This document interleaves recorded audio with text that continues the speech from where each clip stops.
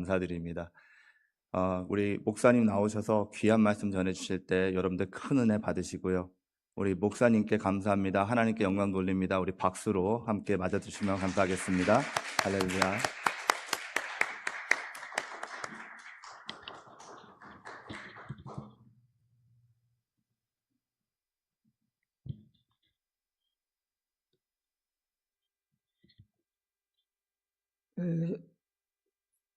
장로님과 목사님 또 헌금 기도와 이렇게 은혜로운 기도를 해주셔서 제가 기도는 생략을 하겠습니다. 제가 우리 목사님께서 부족한 사람에게 또 미리 이렇게 말씀 증거를 부탁하셔서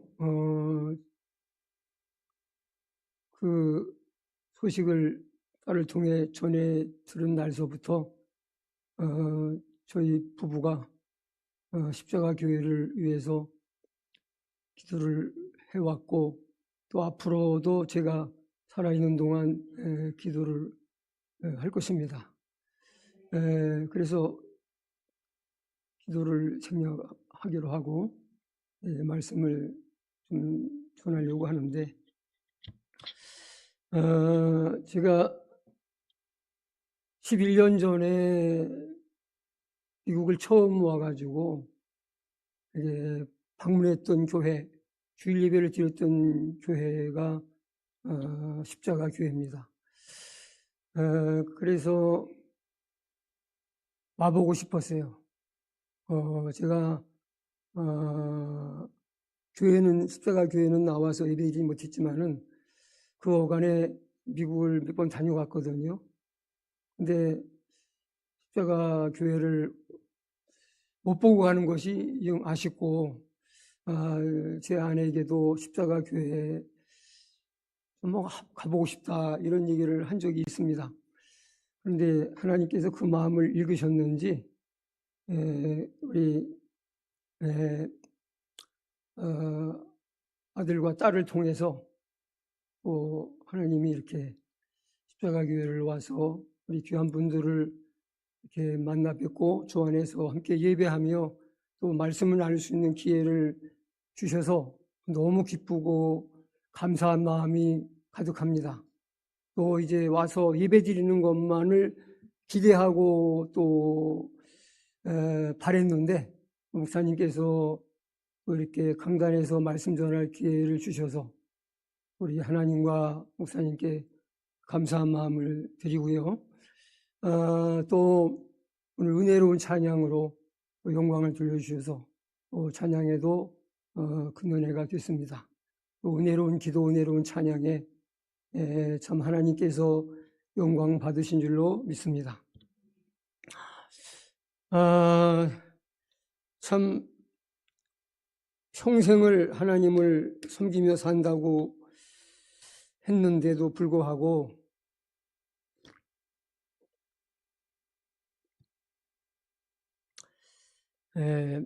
하나님을 살아계신 하나님, 내 삶 속에 실제하시고 내 삶에 동행하시는 하나님으로 인정하고 믿는 게 그렇게 쉽지 않은 것 같아요. 참 부끄러운 얘기지만은 제가 미국을 방문할 때마다 참 너무 제가 감사한 마음을 가지고 머물다가 가거든요. 왜냐하면 건강이 너무 안 좋아서 이제는 끝이다. 근데 또 기회를 주셔서 또 왔네요. 너무 힘들어가지고 다음에 못 오겠어. 제일 힘든 게 뭐냐면은 10시간 이상 이제 비행기 타는 거예요. 왜냐하면 제가 허리가 너무 오래전부터 안 좋아가지고 앉아있는 게 너무 힘든 거예요. 교회 예배를 드릴 때에도 중간에 한번 일어서면 또 괜찮아요. 앉아있는 게 힘들어가지고 굉장히 고생을 했습니다. 그래서 지나가는 여러 가지 기도 속에서 이제 그냥 지나가듯이 한 번씩 기도는 했죠. 그리고 얼마나 또 치료하려고 노력을 많이 했겠습니까? 뭐 한방, 양방 해가지고 한방은 이제 침 맞는 거잖아요. 침은 한 대를 딱 침을 꽂고 끝나는 게 아니라 거의 한 20개 가까이 꽂아요. 그리고 이 양방에서 주사요법으로 치료하는 거는 이거 침 맞는 거는 너무 쉬운 거예요. 이 근육에 놓는 주사하고 이 등 척추에다가 놓는 주사하고는 너무 이 통증과 아픈 게 너무 차이가 나고 많이 아파요. 근데 그것도 한 대 맞는 게 아니라 한 7, 8대, 많이는 막 10대씩 놓는 이런 주사를 많이 맞았어요. 제가 주사와 침을 맞은 것을 몇 대 맞았니? 그렇게 물으면은요, 제가 수를 헤아릴 수가 없습니다. 근데 어느 날 하나님이 주시는 음성인지 그런 깨달음이 왔어요. 내가 이 고생을 하면서 침을 맞고 주사를 맞느니 내가 하나님께 전적으로 뭐 기도하며 하나님께 한번 맡기자, 그런 생각을 하게 됐습니다. 그러다가 이제 그 치유 사역을 하시는 분들이 있잖아요. 저는 뭐 치유 사역 같은 거를 성도들이 원하면은 기도를 해주는 일은 있었지만은 그런 뭐 은사 같은 것을 특별히 타고난 하나님이 받았다고 생각하는 사람은 아니에요. 제가 목회하는 스타일이나 또 메시지를 전하는 스타일이 목사님, 우리 담임 목사님, 이 목사님과 많이 닮았다고 제 딸이 그러더라고요. 그래서 제가 교회 오기 전에 유튜브로 목사님 메시지를 들으니까 제가 설교하는 것이 엄청 부담스럽더라고요. 괜히 내가 대답을 했나, 너무 말씀이 깊고 좋아가지고 내가 이거 괜히 성도님들 거룩한 주의 날 말씀에 충분한 영적 양식을 공급받고 가야 되는데 이거 패키치고 가는 게 아닌가 싶어서 굉장히 마음에 부담이 되고 참 많이 마음에 부담이 돼가지고, 그래도 우리에게 가장 큰 무기는 기도밖에 없잖아요. 그래서 제가 그 카카오톡으로다가 지인들에게 기도를 할 만한 사람에게는 기도를 요청을 했어요. 자신이 없어가지고. 혹시 은혜가 되면은 기도 응답으로 하나님이 은혜 주시는구나, 그렇게 생각하시면 돼요. 저는 제가 기도한 그 내용을 녹화를 하든지 또 이 녹음을 해서 들으면서 듣다가 한 2, 3분 듣다가 제가 그만들어요. 왜냐면은 별로 은혜가 안 돼가지고 만족을 못해요. 그러니까 제가 기도할 수밖에 없는 게, 제가 그래도 하나님 앞에 목사로서 가지고 있는 그 생각 중에서 다른 생각 하나가 있다면 뭐냐면은 설교를 중요하게 여긴다는 거예요. 그래서 나는 할 수가 없기 때문에 설교를 하는 요청이 오면은 또 하나님의 부르심이라고 생각하고 거부는 할 수가 없겠고 감당은 해야 되겠고, 그러니까 제가 뭐 하겠어요? 네? 뭐 하겠어요? 네, 기도밖에 할 게 없는 거예요. 그래서 제가 오늘서 이제 참 고마움을 느꼈는데요. 참 저의 돕는 배필인 제 아내가, 제가 또 이렇게 메시지를 전해야 될 이런 임무가 주어지게 되면은 함께 꼭 기도해 주는, 이거를 너무너무 지금까지 평생 함께 준 게 너무 고맙더라고요. 참 이게 나이가 70이 넘어서 이제서야 이 소중한 걸 깨닫는 게 참 이 얼마나 어리석고 미련합니까? 야, 진짜 최고로구나. 예? 사실 오면서 아이를 낳아서 엄마가 됐는데도 내가 속으로 두 아이의 엄마가 됐지만은 철이 좀 나야 되겠구나 그런 생각이 들었는데 이제 찬양 일도 준비하기 위해서 아들이 일찍 와야 되니까 이제 일찍 왔는데 시간이 많이 남으니까 어디 다른 데 가자는 거예요. 근데 아내가 안 가고 기도의 자리에 와서 같이 기도해 주니까 그제서야 내가 야 이게 평생 이렇게 우리 기도하러 갑시다. 그러면은 한 번도 노한 일이 없어요. 항상 기도의 자리에 동행해 준 것이 오늘서야 이제 이게 정말 고마운 일이고 감사한 일이고 참 귀한 일이구나 깨달아지는 거예요. 그러니까 참 평생 배우고 깨달아야 되는 게 인간인 것 같아요. 네. 여러분 가까운 데서 참 고맙고 감사한 일들을 찾아보시기 바랍니다.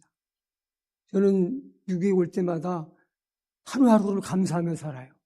이게 올 수 없는 건데 와가지고 다니고 있으니까. 네. 그래서 제가 설교는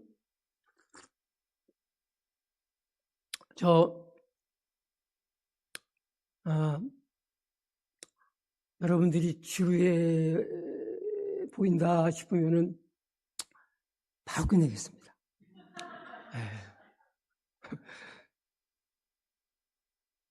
그래서 성경 강해는 우리 목사님이 잘 하시는 것 같아서 딱 내가 시작을 해야지 띄워지는구나. 사실은 제가 이거 PPT를 띄워서 대단한 걸 보여드리려고 그런 건 아니고, 사실은 이렇게 제 얼굴이 3가지가 나오는, 목사님 얼굴이 3군데 나오니까 어떤 목사님을 봐야 되지? 그래, 저는 좀 마음이 좀 혼란하더라고요. 저는 이게 별로 안 좋아 보여가지고, 사실은 진짜 저만 보라고 이거 띄운 거예요, 사실은요. 진짜 저만 보라고.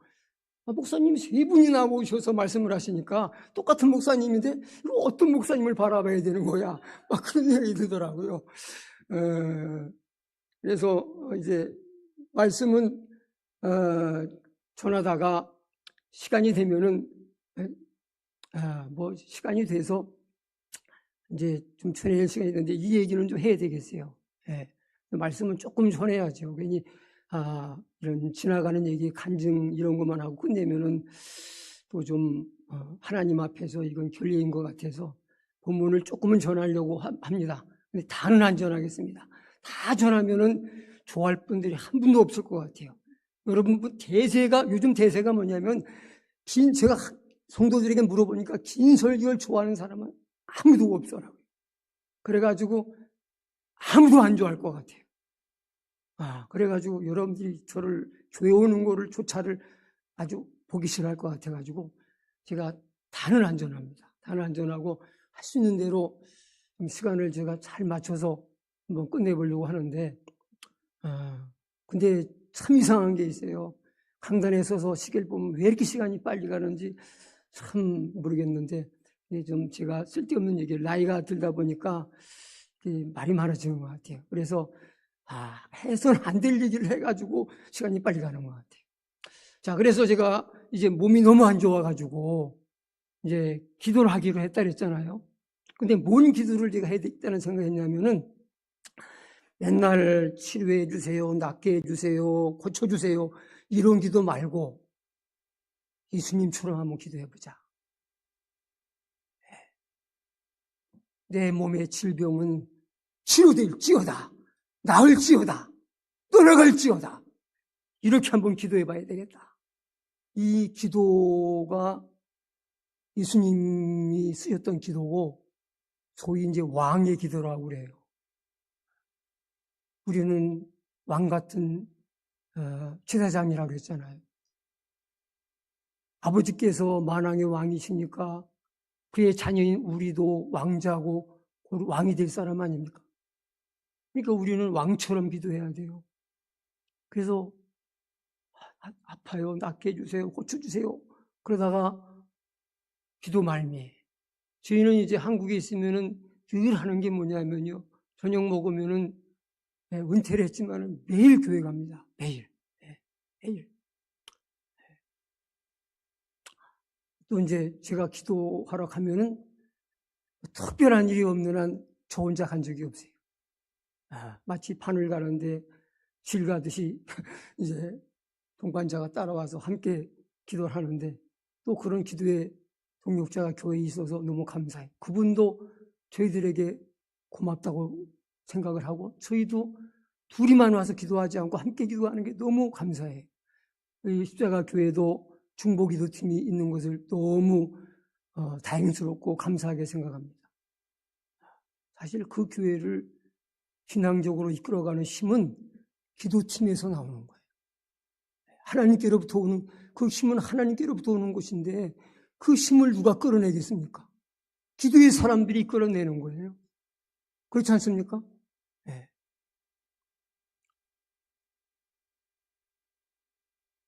그런 선포 기도를 했어요. 왕의 기도를.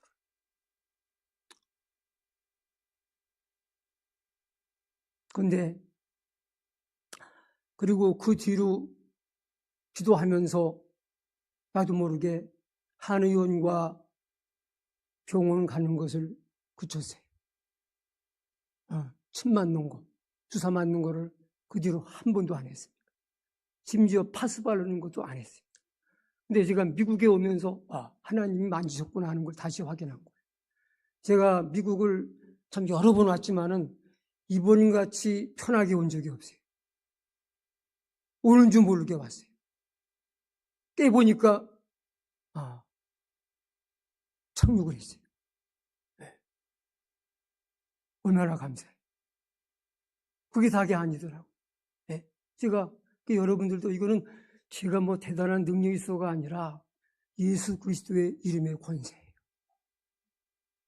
하나님 말씀대로 한 것뿐이에요. 여러분도 할 수 있어요.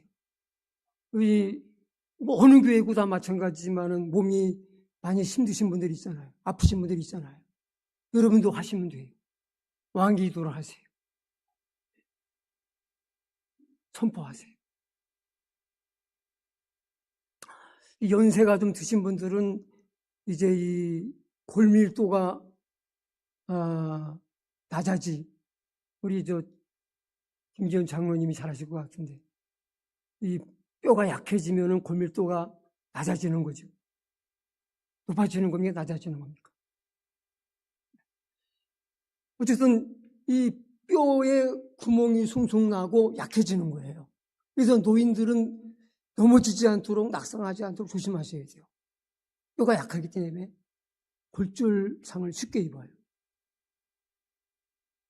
근데 저도 나이가 있다 보니까 이제 저희 그 큰딸이 건강검진을 시켜줘가지고 검진을 받아보니까 다 괜찮은데 골밀도가 너무 낮다는 거예요. 뼈가 약하다는 거예요. 그래서 이제 처방을 받아서 약을 복용하셔야 된다고. 그래서 약을 한 2년 가까이 먹었어요. 제가 아는 지인 가운데는 한 10년 이상 골다공증 약을 복용하신 분들이 있더라고요. 좀 나아지셨어요? 그러니까는 의사가 전혀 나아졌다는 말을 안 한대요. 저는 한 2년이 채 안 된 것 같아요. 복용한 지가. 그런데 올해 5월에 골밀도 검사를 했어요. 그런데 이 팔, 다리의 뼈는 정상인 저희 아내하고 똑같이 되고요. 척추만 약간 좀 정상 수치에서 좀 모자라가지고 의사가 고민을 해요. 이걸 약을 처방해 드려야 되나 말아야 되나. 제가 하나님 허리의 통증을 위해서 기도합니다. 주 예수 그리스도의 이름으로 허리의 통증과 몸의 모든 질병은 치유될지어다. 깨끗이 나을지어다. 하고 선포하며 기도했더니 이 뼈도 건강해진 거예요.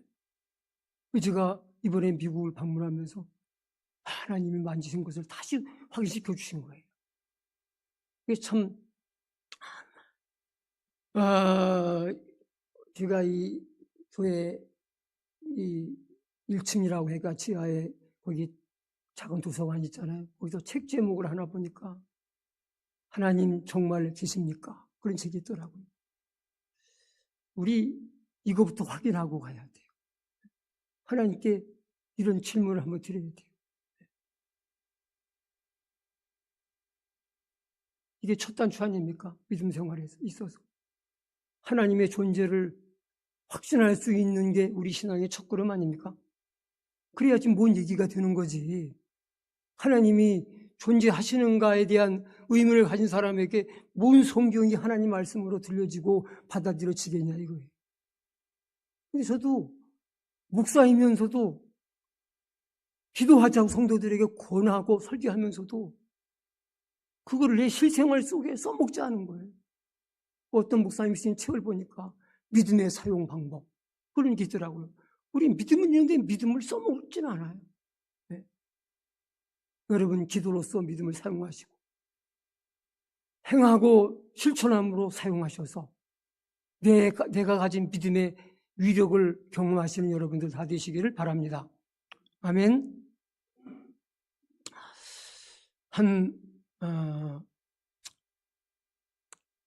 몇 분에 맞춰드리면 여러분들 입맛에 맞으실까요?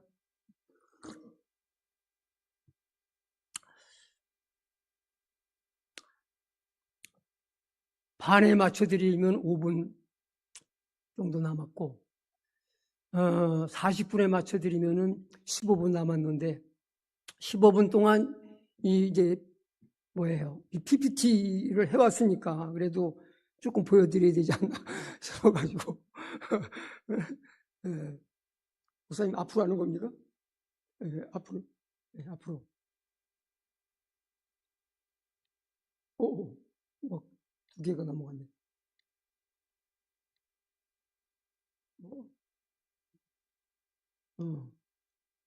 제자들이죠. 자, 우리 본문 말씀 1절 읽겠습니다.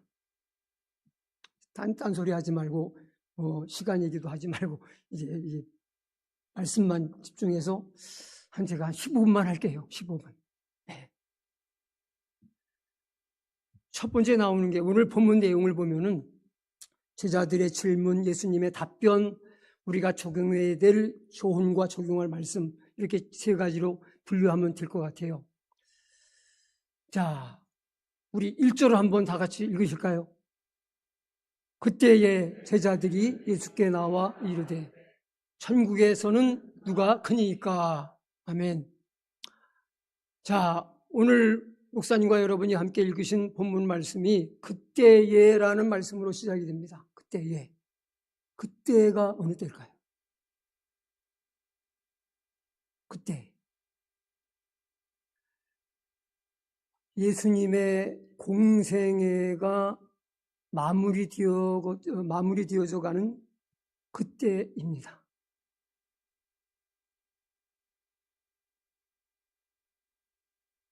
그때에 제자들이 예수님께 나와서 천국에서는 누가 큽니까?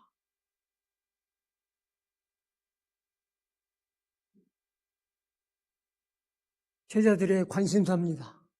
천국에 가면 누가 큰 사람일까? 누가 높은 위치에서 큰 기침하면서 높은 자리에서 존경받고 영광 받으며 살 수 있을까? 거기에 관심이 있었어요. 예수님의 공생애가 마무리되어져 가는 그때 그런 때였다면은 제자들이 12제자가 제자로서 부름받은 제자로서 이제 어떤 단계에 이른 겁니까? 네. 우리 연세 많으신 저 장로님, 집사님들 한국에서 사시다가 군대 생활 하시고 오셨나요? 네, 우리 장로님 군대 생활 하시고 오셨고. 그럼 오래되면 뭐라 그래? 입대해가지고 오래되면. 맞아요. 이제 제자의 고참이 된 거예요. 그러니까 이제 제자로서 많은 예수님의 이적과 표적도 보고 예수님의 좋은 교훈의 말씀도 많이 듣고 이제 경험할 거 다 경험하고 알 거 다 안다 이거죠. 네. 그런 식입니다. 학자들의 말에 의하면은 이때가 바로 예수님이 십자가 고난받고 돌아가시기 한 달 전쯤이라고 보고 있습니다. 네. 중요한 시기죠. 제자들이 이게 누가 높으냐 이런 거 지금 논할 때가 아니에요. 그렇다고 예수님이 갑자기 십자가 지신 게 아니잖아요. 3번이나 예고하셨잖아요. 이미 2번 이상 예고하셨어요. 나는 고난받고 죽게 될 거야. 그렇지만 3일 만에 다시 살아나 하는 것을 2차례 이미 예언하셨어요. 제자들은 다 귀 밖으로 뒀고 그 말씀을 마음에 새기지 않았어요. 참 보면은 성경은 우리를 보는 거울입니다. 우리의 모습이 보입니다. 아브라함이 실수하고 아브라함의 약한 부분들, 아브라함 그러면 우리는 대단한 믿음의 사람, 믿음의 조상 그러지만은요 인간적인 약한 부분들을 보세요. 다윗이 대단한 사람이라고 하지만은 인간의 약한 부분을 보세요. 얼마나 우리와 너무 닮았는가, 얼마나 부족한 점이 많은가. 성경 말씀은 우리를 보는 거울이에요. 네. 제자들의 모습 지금 너무 주님은 진지하고 심각하게 하는데 우리 신앙생활에 진지함이 없어요. 장난하는 것처럼 해요. 제자들은 예수님은 진지하게 심히 마음에 고민하는 마음을 품고 당신의 고난을 예언하셨어요. 근데 제자들은 아무도 그 말씀을 마음에 새겨둔 사람이 없어요. 새겨둔 사람이 없어요. 여러분, 목사님이 강단에서 보석 같은 말씀을, 보배로운 말씀을 전하실 때에 여러분, 우리 영어로 그 인터셉트라고 하는 그런 단어 잘 아실 거예요. 다 미국인이시니까, 이제. 인터셉트. 아시죠? 혹시 모르시는 분도 있을 수 있으니까. 모르는 게 잘못은 아니니까. 네. 우리 축구나 또 농구, 럭비 이런 경기에서 패스하는 거를 가로채가는 이런 행위를 인터셉트라고 그러잖아요. 여러분, 우리 영적인 세계, 신앙의 세계에도 인터셉트의 대가가 있어요. 누가복음 8장 12절에 보니까 마귀가 우리 마음에 있는 말씀을, 우리가 받은 말씀을 믿어 구원 얻지 못하게 하려고 가져간다 그랬어요. 네? 찾아보세요. 누가복음 8장 12절. 지금은 시간이 없으니까 집에 가셔서 한번 찾아보세요.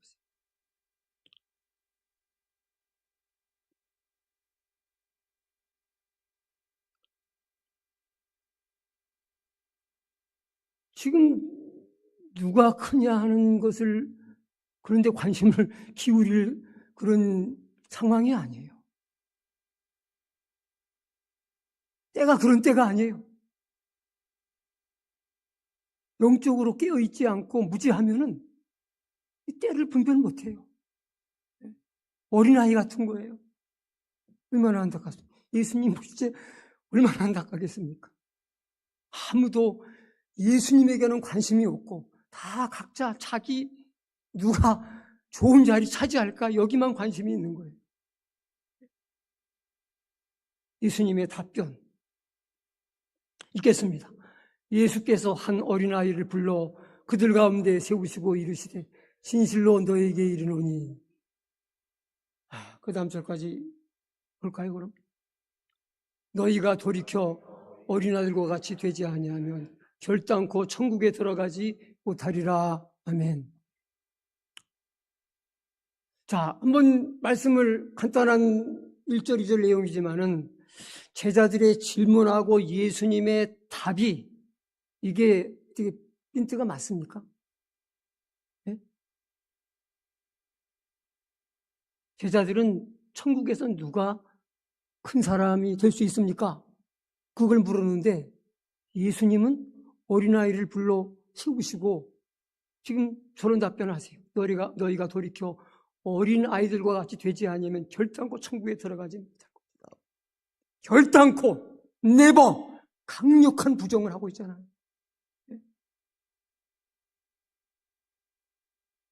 절대로 천국에 못 들어간다는 거예요. 이제 많은 목사님들이 이 본문을 어린이 주일 설교로 이렇게 본문을 택해서 설교하실 때가 많죠. 그런데 이 어린이를 소중하게 법에같이 여기라는 그런 교훈을 넘어서 그런 교훈도 없잖아요. 그러나 그런 교훈을 넘어서 더 깊고 심오한 하나님의 뜻이 예수님의 깊은 마음이 이 말씀 속에 담겨 있는 거예요. 아멘이십니까?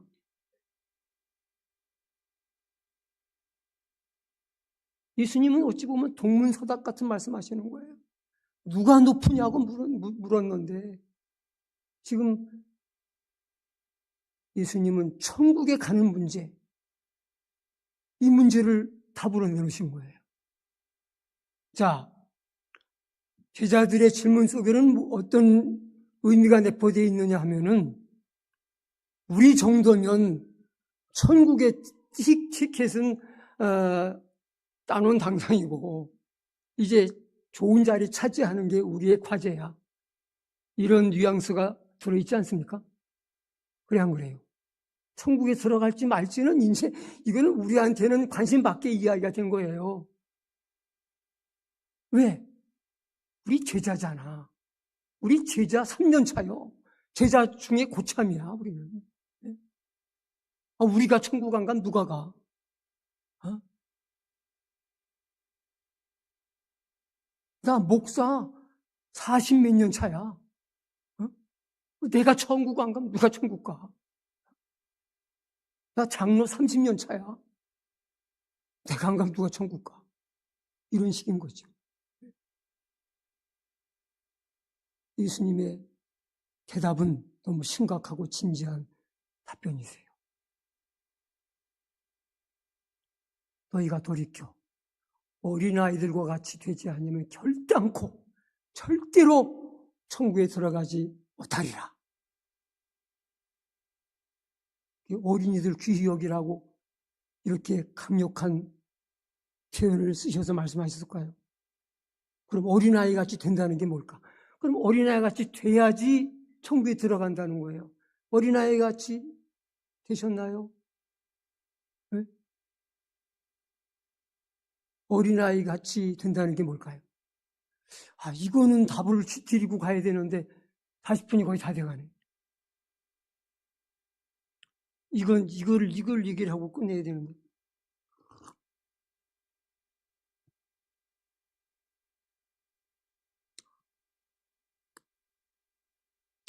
자, 어린아이들 같이 된다는 것을 문자 그대로 우리가 받아들이면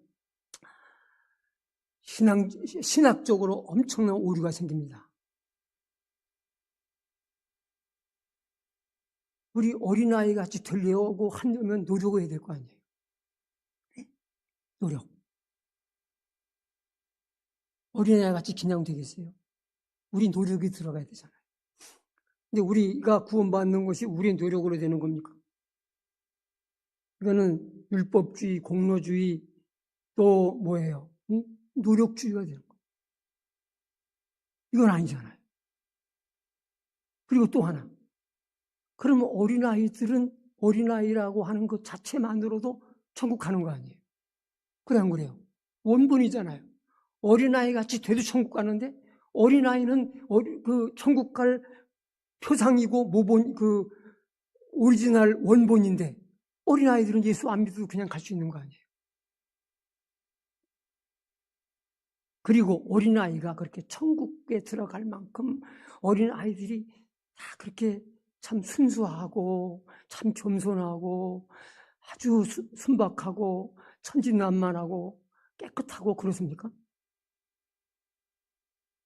나는 개구장의 아이들이 천국에서 보글보글 한다면은 나 안 가고 싶어요, 진짜. 네. 개구장의 아이들은 요즘은 아우 진짜 한 사람 눈을 뗄 수가 없어요. 사고 칠까 봐. 난 진짜 개구 아주 짓궂은 남자아이들이 보글보글하는 천국에 아이들이 많이 그냥 꽉 차 있다면 난 좀 빠지고 싶어요, 진짜로. 어린아이들이 천국의 주인공이 될 만큼 그렇게 깨끗하고 그렇게 천사 같고 그렇습니까? 그거 아니에요. 자, 어린아이는 어떤 대상을 말하는 건지 예수님 시대로 거슬러 올라가 봐야 돼요. 어린아이는 예수님 당시에 10절에 그 예수님의 말씀이 의도가 잘 나타나고 있어요. 10절에. 자, 여기 10절 보세요. 삼가 이 작은 자 중에 하나도 없인 여기지 말라.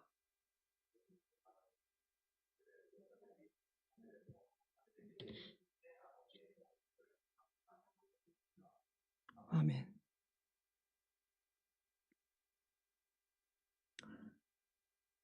여기 이 작은 자 중 어린아이죠. 하나도 없인 여기지 말라. 이 없인 여긴다는 헬라어 디스파이즈는 경멸한다, 얕본다, 없인 여긴다 이런 의미를 가지고 있는 거예요. 그 어린아이들은 미완성인 하나의 인격체로 무가치하고 그래서 사람 수에도 놓지 않았어요. 심지어 이방 사람들은 어린아이를 자기 섬기는 신에게 제물로 바쳤어요. 마치 자기 집에서 기르는 가축을 제물로 드리는 것처럼 아이를 제물로 드렸다니까요. 우리 그것만 봐도 아이를 얼마나 천시하고 물건처럼 여겼는지 아시겠죠. 그리고 어린아이를 부를 때 영어로 하면은 이것 저것 할 때 하는 그런 지시대명사를 사용해서 어린아이들을 호칭을 했어요. 저것 봐라, 이것 봐라 그렇게 되고 그렇게 무시했어요. 어린아이는 아무 자격이 없어요. 무자격자예요. 여러분 어린아이가 가서 이력서를 내고 뭘 하겠다고 하면 받아주는 데가 어디 있습니까? 자기 연령에 맞는 학교 외에 자기 배우는 거 외에는 어디도 안 받아줘요. 그래요 안 그래요? 아무 자격도 없는 존재 가치를 별로 줄 데가 없는 그런 존재였다 이거예요.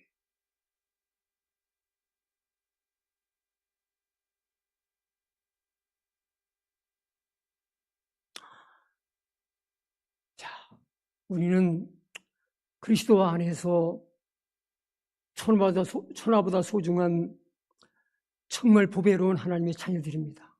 소중합니다. 값집니다. 그런데 우리가 그리스도 밖에서 나를 볼 때 우리는 그렇게 대단하지 않아요. 저는 보면 볼수록 주님 밖에 있는 나는 형편없고 보잘것없고 무가치한 존재.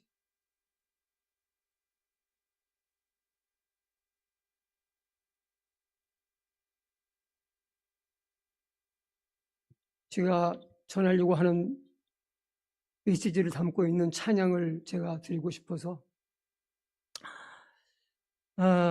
이제 준비를 했습니다. 이 찬양으로 여러분 주님이 오늘 함께 읽으신 이 본문 속에 담고 있는 메시지가 뭔지를 잘 살펴보시길 바래요. 여러분 우리가 하나님의 자녀로 자격이 있습니까? 다 갖췄습니까? 천국 백성으로 자격이 있습니까? 갖췄습니까? 하나님께 내놓을 만한 것이 있습니까? 전혀 없다는 거죠. 보면은 성경에 그런 말씀이 있죠. 나는 무익한 종입니다. 또 아브라함도 그래요. 티끌과 재 같은 자신이라고 해요. 하나님 앞에서. 난 아무것도 아닙니다. 무자격자입니다. 그 하나님 앞에, 여러분 하나님의 임재 앞에 섰던 사람들의 고백을 들어보세요. 나는 티끌 같습니다. 재 같습니다. 난 아무것도 아닙니다. 이런 모습, 이런 자세에서부터 하나님의 은혜가 시작되는 거예요. 아니야. 내가 아무것도 아닌 게 아니야. 네가 내 앞에 나와 내 안에 들어오면 너는 소중한 나의 보배고 나의 자녀야. 근데 처음부터 우리는 하나님 앞에 서게 되면은, 하나님의 임재 앞에 우리가 서게 되면은 나는 한없이 부족하고 작은 자예요. 자격이 없는 자예요. 그것을 주님께서 깨닫도록 제자들을 일깨우시고 계시는 겁니다. 주의 보좌로 나아갈 때에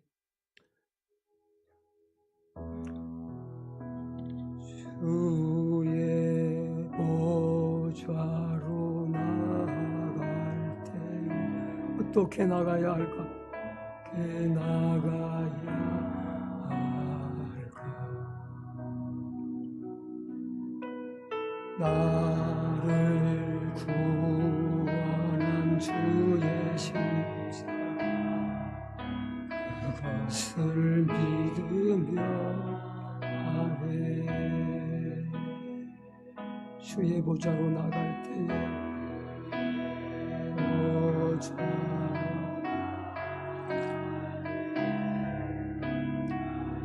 편히 부족하나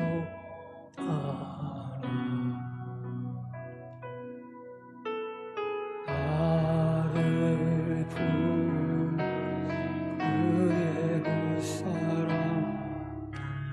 그것을 믿으며 가네. 자격 없는 내 힘이 아닌 자격 없는 내 힘이 한 오직 예수님의 보혈로 예수님의 보혈로 자격 없는 내 힘이 아닌 없는 내 힘이 아닌 오직 예수님의 보혈로 예수님의 보혈로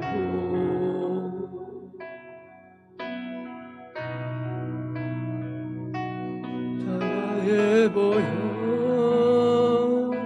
완전하신 사랑 힘입어 나갑니다. 십자가의 보혈 자가의 보혈 완전하신 사랑 힘입어 예배합니다.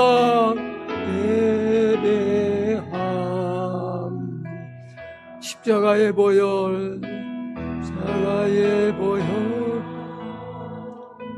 완전하신 사랑 힘입어 나갑니다. 십자가의 보혈 완전하신 사랑 힘입어 예배